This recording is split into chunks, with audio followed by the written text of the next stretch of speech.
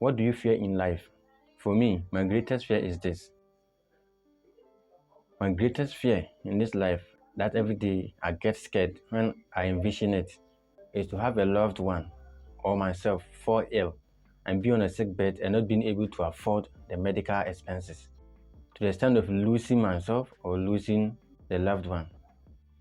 I'm saying this because of experience. From where I grew up, I witnessed people, anytime there's an issue that needs money to be solved, unless they run to somebody else to get assistance, no matter how small or how little the money they demand from them, they still have to get to people before they can solve the issue.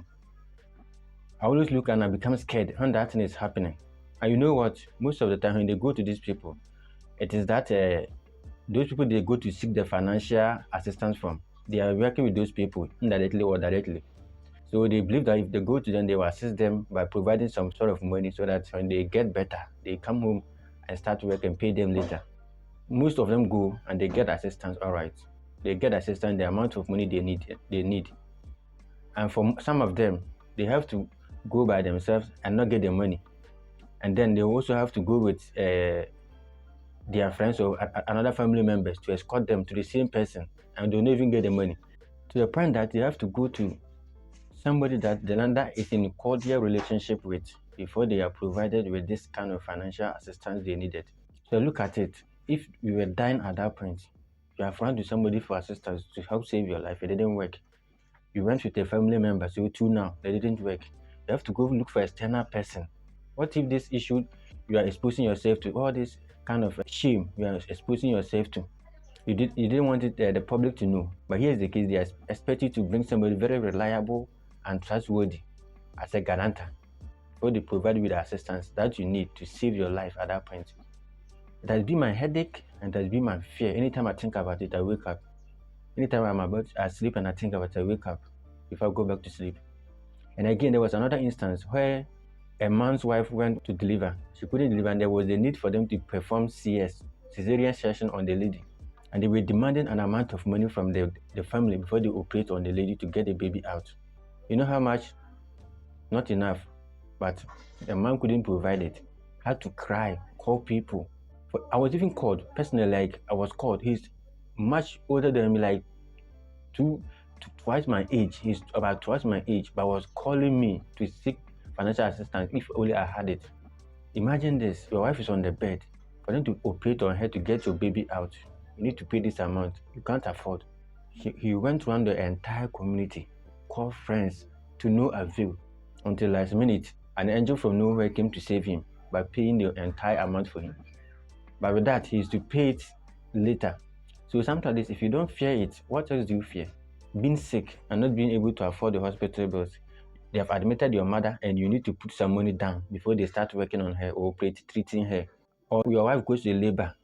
For you to have the baby, you have to pay some amount before they start with the cesarean section to get your wife safe and your baby safe as well. All this, you don't have the money and you sleep, you're not scared. So that's what whenever I think about, I get scared a lot in my life. That's what like it's something that frightens me, and I see it like a movie form. I get frightened at once, and I have to get up and do something better to ensure that I move towards that direction. So any day I wake up, that is number one prayer I always give. That Lord, do not allow me to end up going to be a beggar for somebody to save my life. It's you alone that gives life. I don't want my life to be given to me by another person. Help me. Always, that's the prayer I've always been praying, because I'm scared of this issue. I've observed it and I've seen what people went through before they got their loved one back. Some lost them after getting the money, but it was late already. Lost their loved ones and had to come and bury them, do some funeral for them, and forget about them. Very sad and scary. So anytime I think about it, like I said, I can't sleep. I find it hard to even close my eyes. I have to wake up, sit a bit before the sleep come back to me, then fall asleep. But if you're not scared of this, I don't know what also scares you. And one common trait among all these people I'm talking about is that, one, they don't have any reliable source of income. The work they are doing, if they don't go today, they won't eat, they won't survive. Two, is they don't believe in these savings. They have no money reserved anywhere. And you can even see that from how they live their life, how they spend money when they get small amounts in their hands, how they spend it. in the community. And for it, they don't even know anybody at all. They don't know anybody like a reliable person that they can say, anytime there's an issue here and I'll call this person, the person will help me. They don't have that kind of network in their life. So it is up to them and their God. They always keep struggling. And then the next one is also that these people, they have lots of people depending on them. Like you can see this person struggling, yet he has about 7 mouths to feed every day. So like sometimes I sympathize with them and I empathize. I develop some kind of feelings, especially when I try to ask them some questions, then chat with them in terms of their life, how they are managing and coping with things. Sometimes it's very sad to see to hear some of their stories. Personally, it's very sad to hear it. To the sense like, why on earth that if you don't go to work one day, you're not going to eat? So every day they have to struggle, and the work is not also reliable. Sometimes they go to work and people don't even pay them for the work done unless they go and then they pay later. They don't give to them instantly. So for this not to happen, to me, I always say that I pray for good health. That's first thing. Pray for good health and also do my part by working hard. Start working, not to sleep. Start working on my life such that I don't end up living that way. And from what I've also seen, there's no way I should neglect emergency fund or saving for emergency issues. At least have some small part of your money put somewhere whilst you're working hard and you are strong today. Save some of your money and or invest it somewhere so that the proceeds will come early or come faster for you to use it in terms of times you need it. And three is also to have limit the number of mouths, especially your children. Because those people, if you ask, the regret they always have is they didn't know about this family planning thing. So they always give birth like that until it got late. So knowing the number of children you can feed is also very important to me, according to those people I spoke with and how they did it for them, what they would have wished had done for them earlier. So reducing the number of people that depend on you, especially your children, and having what you can adequately fend for, and getting a source of reliable income, such that anytime you expect that this amount to come from this way, and one of it is getting the job. But job these days is not easy to come by. If that is the case, you need to also work on your side hustles. You need not to sleep. No matter the small business you are starting, be very frugal with your expenditure and how you spend money. Make sure you save something small from your business. Don't say that it's too small, so just waste it anyhow. Even if it's just 1 cedi, each day you are putting aside.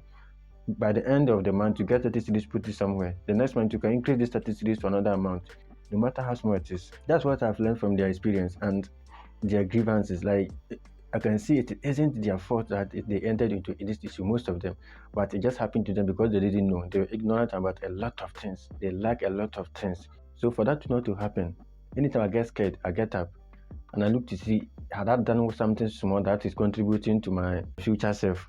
If not, I make sure I do something small each day. So I work. I remember one time people came to see me on my pig farm working aggressively, looking dirty and doing a whole lot of dirty work on the farm. They looked at me and said, "Didn't you go to school?" I said, "I went to school. I graduated." "Why are you looking dirty doing this pig farm thing? Go to go look for a job." I looked at the person. I said, "You don't know what you're talking about. It isn't easy. Besides, this pig farming thing is a calling and I love it. Don't you see how the amount of energy I put into this work I'm doing? I want to make sure I take care of these animals the way I want them to be, so that if they are paying me, they also pay me well. That's why you see me working in the pen very aggressively and not giving a damn about what other people say. So don't take your work for granted and don't be lazy. Don't just go do small things and then think you have put in a lot of effort. Put in the maximum effort, your maximum effort, and I'm sure the Lord will reward you. Sometimes you can do all this, but it will still end up happening to you. That's the will of the Lord. You can't change it. But you need to also do your part such that at least if it happens, you get to know that you have contributed your part. But to neglect it altogether and then going to people to seek for assistance when you are dead in need of it, you should be scared of this issue.